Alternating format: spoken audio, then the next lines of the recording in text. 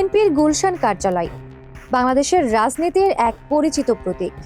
বহু বছর ধরে এটি ছিল বাংলাদেশ জাতীয়তাবাদী দল বিএনপি এর কেন্দ্রীয় কার্যক্রমের নীতি নির্ধারণের প্রাণকেন্দ্র। 2008 সাল থেকে দেশের রাজনীতির নানা চড়াই উতরাইয়ের সাক্ষী এই বাড়িটি। ফ্যাসিস্ট সরকারের রোষানলে বেগম খালেদা জিয়ার দীর্ঘ বন্দি জীবন কেটেছে এখানেই। বিএনপি চেয়ারপারসনকে বালু ট্রাক দিয়ে আটকে দেওয়ার ঘটনাও ঘটেছে এই বাড়িতেই।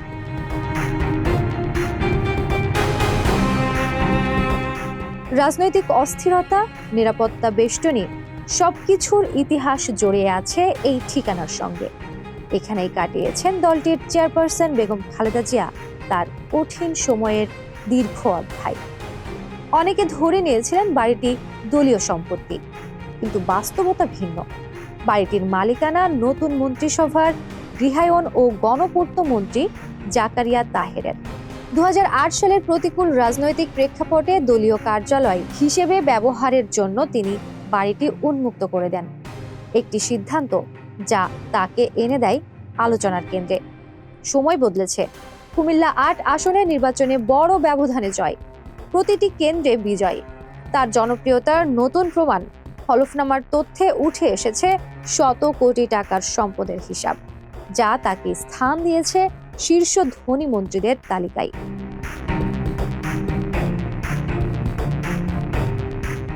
জাকারিয়া তাহেরের পথ চলায় রয়েছে শক্ত উত্তরাধিকার।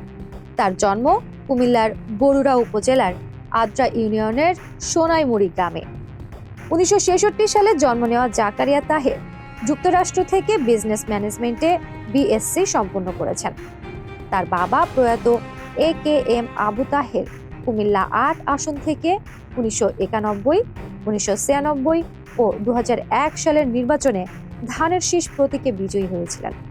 তিনি ছিলেন বর্ষিয়ান সংসদ সদস্য, সফল শিল্পপতি, ন্যাশনাল ব্যাংক লিমিটেড এর প্রতিষ্ঠাতা চেয়ারম্যান। সেই পরিবার থেকেই রাজনীতি ও নেতৃত্বের বীজ। 2004 সালে বাবার মৃত্যুর পর স্থানীয় রাজনীতির হাল ধরে উপনির্বাচনে সংসদ সদস্য নির্বাচিত হন জাকারিয়া তাহের।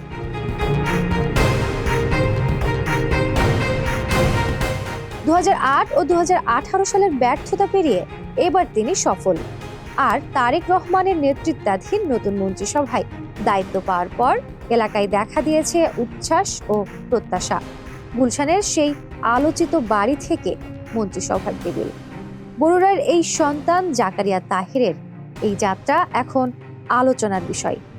সামনে চ্যালেঞ্জ একটাই, কাজের মাধ্যমে আস্থা ধরে রাখা। সামিয়া শোভা, মানবকণ্ঠ।